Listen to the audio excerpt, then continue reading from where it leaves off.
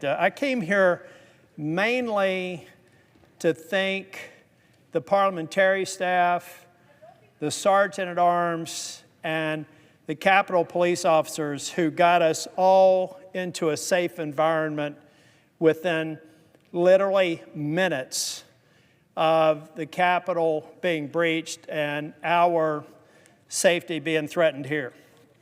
I'm going to come back to that a little bit later. But I think it's important for anybody who speaks this afternoon to not just talk about the moments of January the 6th, but let's at least talk about the months leading up to January the 6th.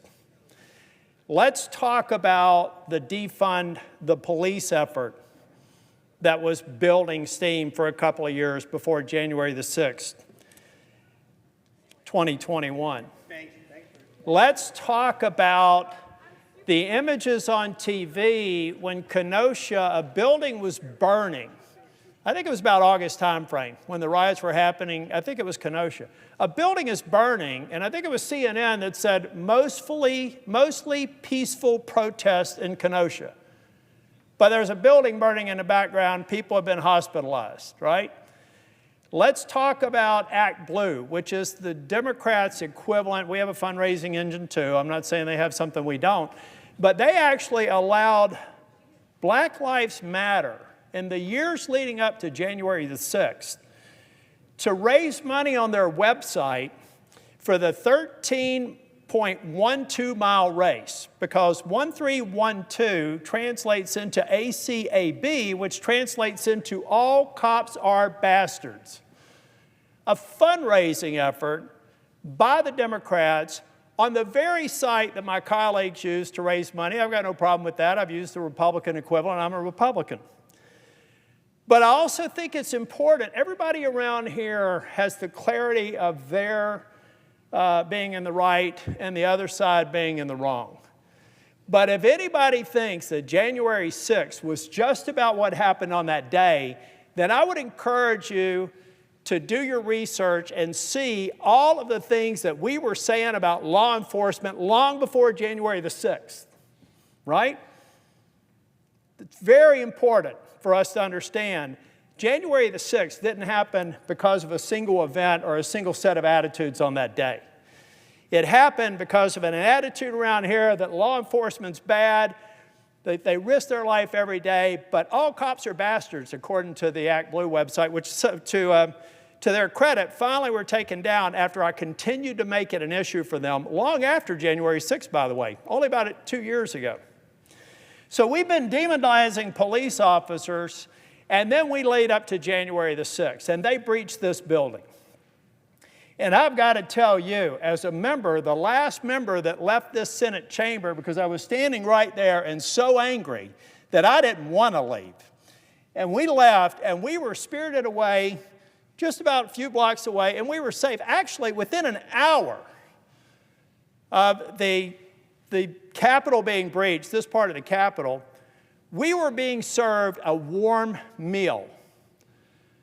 Now let's back up, though, back to that time. I used to sit right there. I was sitting in that chair when I heard the doors being slammed. I heard I think it was the sergeant-at-arms saying, "Shut the door," because we see shadows here. We see people running all around this building. We heard things breaking. We heard people knocking on the door.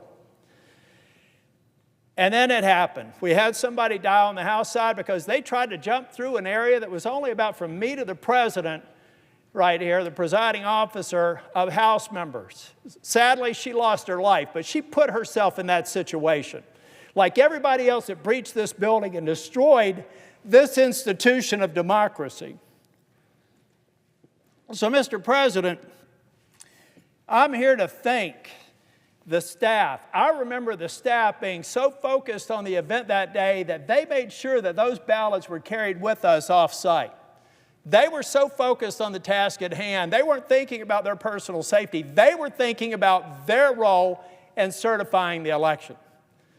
Now, I've had the Democrats say that January 6th was a horrible day for democracy and that it was a true threat to democracy. I would submit to anyone who's paid attention to say it was a wonderful stress test for democracy.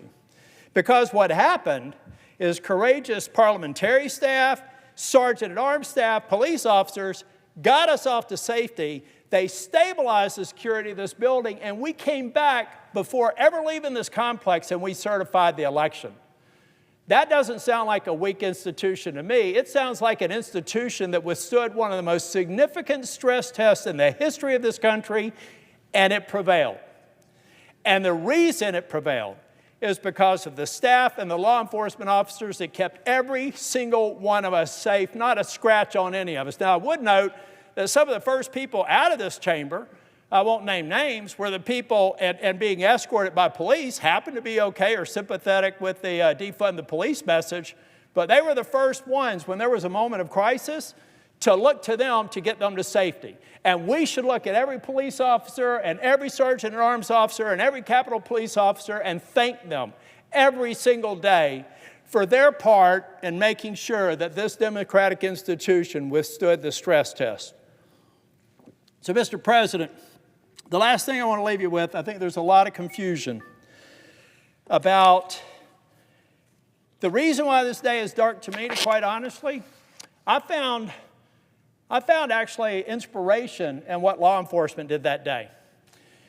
What made it a dark day for me is when we had blanket pardons for the people who did damage to this building. Now, once again, let's look on a balanced basis. There may be people coming to the floor today saying that these pardons were awful, shame on the president for doing it. The fact of the matter is the Biden administration ended up going overboard with prosecuting people who were dumb enough to walk into the building, but they weren't the leaders. And they were absolutely submitted to prosecutions and costs and things that they probably shouldn't have. They should have probably gotten a fine, and most likely they would have never done it again.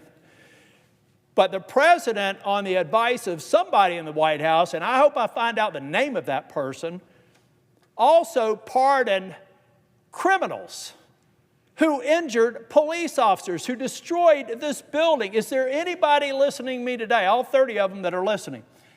Is there anybody here, if you had that happen to your office or your business, would you think, well, they were just a little hot-headed, let them go, not prosecute them? Or would you hold them accountable for destroying the citadel of democracy?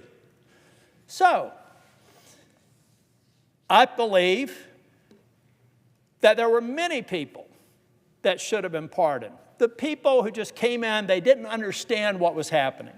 The people that led the vanguard, the people that were waving people through, the people that burned the buildings, the people that injured a police officer, leading to the death of an officer, should go to prison for as long as the law allows. And yet they got loose, including the QAnon shaman. Now, people from my side of the aisle said, what a terrible thing we're doing to these people, imprisoning them. Do you all know this guy? I forget his name. But we all know the dude with the horns and no shirt. Do you know, everybody's talking about these horrible conditions that these people were in when they were in jail or prison. This man got transferred from a D.C. prison to another prison because the prison he was originally incarcerated in did not satisfy his organic diet.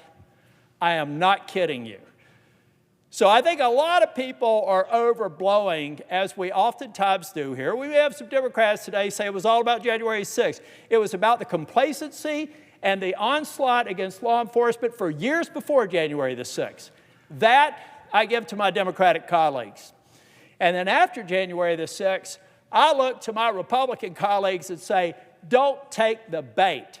People that harm police officers and destroy federal buildings should go to prison. And it's a damn shame they're out because nearly 3 dozen of them have actually been arrested for another crime since they were pardoned. And here we have to speak truth to power. I support President Trump. I campaign for President Trump. I would support him again if he ran for re-election, which is not going to happen.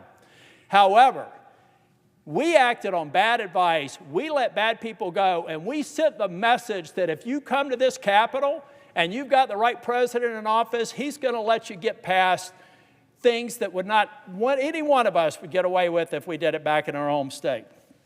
So, okay, I vented a little bit.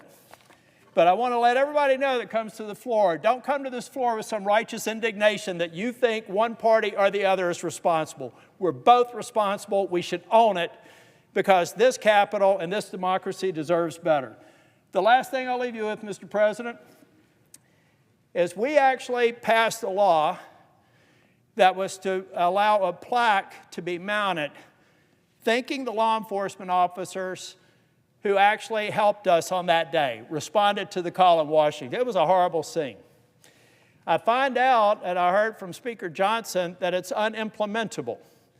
And I found out the reason why this cannot be placed on a wall anywhere, is because the letter of the legislation says that it would list the law enforcement officers who responded that day. Well, this plaque that's ready to be installed actually lists every law enforcement agency that responded that day, because there were hundreds, if not thousands, of people who responded to the call. So later this week, I'm going to help the Speaker with his ability to implement the installation of this plaque by coming to the floor and seeking unanimous consent to simply say, we won't list the individuals, but we will list their agencies. And I look forward to the opportunity to do that later this week. Thank you, Mr. President.